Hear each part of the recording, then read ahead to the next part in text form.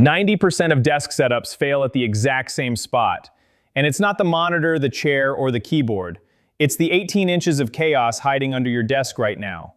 By the end of this video, you'll know exactly which 3 products fix it, what they cost, and which ones are a waste of money. If you've ever crawled under your desk to find one stupid cable, hit the like button now because you are the entire reason this channel exists. Welcome to the Build with Derek series.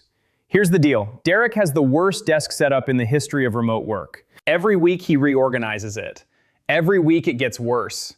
And every week we use his disaster to figure out what actually works, so you don't have to live it. This is episode 1, and we're starting where every setup secretly breaks, the cables. Let's talk about why this matters more than you think. You spent good money on the desk, the monitor arm, the mechanical keyboard, and then you plugged it all in, and the back of your setup looks like the inside of a 1990s server closet. 6 months later, you go to swap one device, and you have no idea which black cable goes where, so you unplug the wrong one mid-meeting.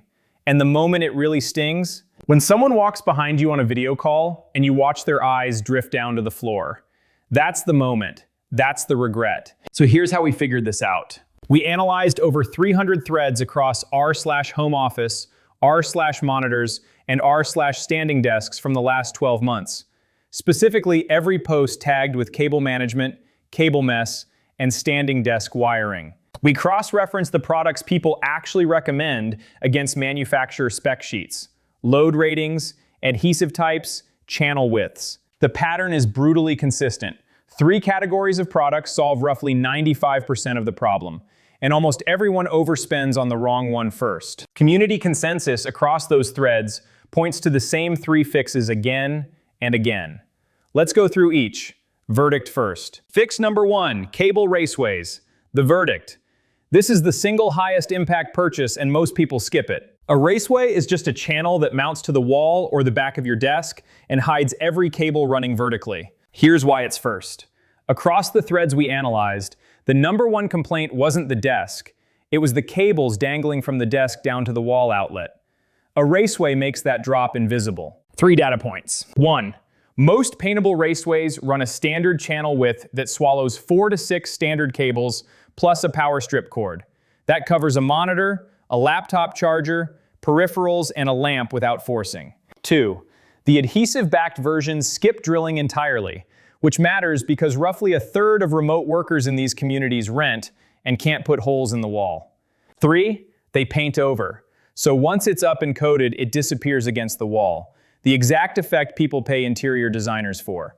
Who this is for? Anyone whose desk sits against a wall with the outlet below or beside it. That's the dangling cable problem solved. Who should skip it? If your desk floats in the middle of a room, a raceway has nothing to mount to. You're a tray and tie person. We'll get there. You already know that the cables running down to your outlet are the ugliest part of your setup. A raceway is a $15 fix for it. Fix number 2, Velcro cable ties. The verdict. Buy these even if you buy nothing else. They are the cheapest, highest leverage item in the entire category. Velcro ties bundle loose cable slack into clean runs. Sounds boring. It is the most recommended single product in every thread we read, by a wide margin. 3 data points. 1. Reusable Velcro is the entire point. Community consensus is unanimous that zip ties are a mistake, because the day you add one device, you're cutting and recutting, and you end up with a drawer full of garbage plastic. Velcro reopens forever. 2. A single bag typically runs a few dollars for dozens of ties.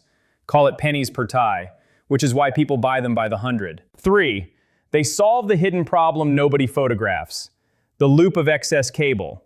A 6-foot cable for a 1-foot run leaves 5 feet of slack, and slack is what makes everything look messy. Ties turn 5 feet of chaos into a tidy 3-inch bundle. Who this is for? Literally everyone with more than 2 cables. There is no setup this doesn't improve.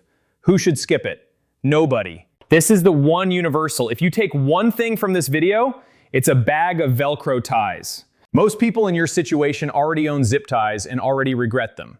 Velcro is the upgrade you'll actually keep using. Quick pause before the 3rd fix and the verdict. I put together a free guide. The $500 versus $2,000 home office. What actually matters.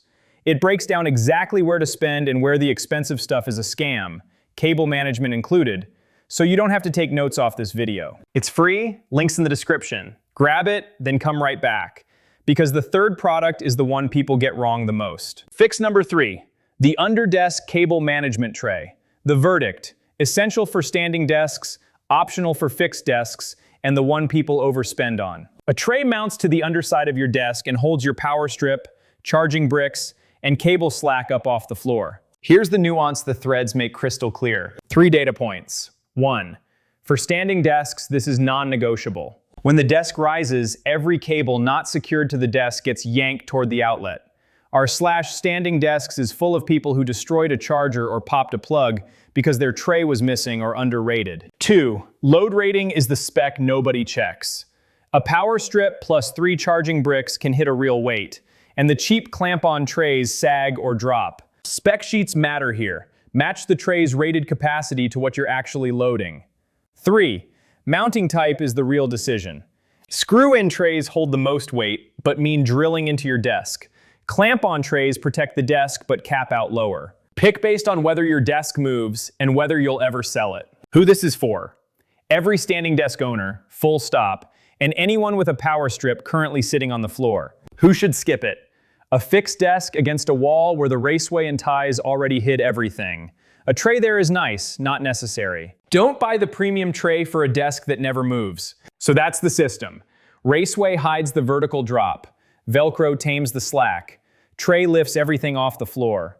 3 products and the 18 inches of chaos disappears. Here's your verdict, segmented by exactly who you are. If you have a fixed desk against a wall, Raceway plus a bag of Velcro ties. That's it. You're done for under $30, and your setup will look better than 90% of the home offices we saw in those threads. If you have a standing desk, under-desk tray plus Velcro ties are mandatory, Raceway optional if your desk is near the wall. The tray is the part you cannot skip. A moving desk without a secured tray will destroy a charger within months. If your desk floats in the middle of the room, skip the Raceway entirely, go tray plus heavy Velcro, and run everything to a single under-desk power strip. The floating desk is the hardest setup, and the tray is what saves it. And here's the FOMO part, honestly. These products are cheap right now, and they go in and out of stock constantly, the good Raceways especially. The total fix for most people is $25 to $60. 6 months from now, you'll reach behind your desk and find the exact cable you want on the first try. Instead of crawling on the floor mid-meeting unplugging the wrong thing. Direct links are in the description. That covers the cables. But there's one thing I haven't addressed. The thing that retangles every clean setup within a month. Power. How many devices can you actually run off one outlet before you trip a breaker or fry a surge protector? That's a whole problem on its own, and Derek is about to learn it the hard way. That's next episode. If this saved you a weekend of crawling under your desk, the like button is right there. Grab the free $500 versus $2,000 guide in the description so you spend on the right stuff. And subscribe. Episode 2. How many devices can one outlet actually handle? Drops next setup Saturday. And Derek finds out by tripping his breaker on camera. Every setup Saturday, we rebuild one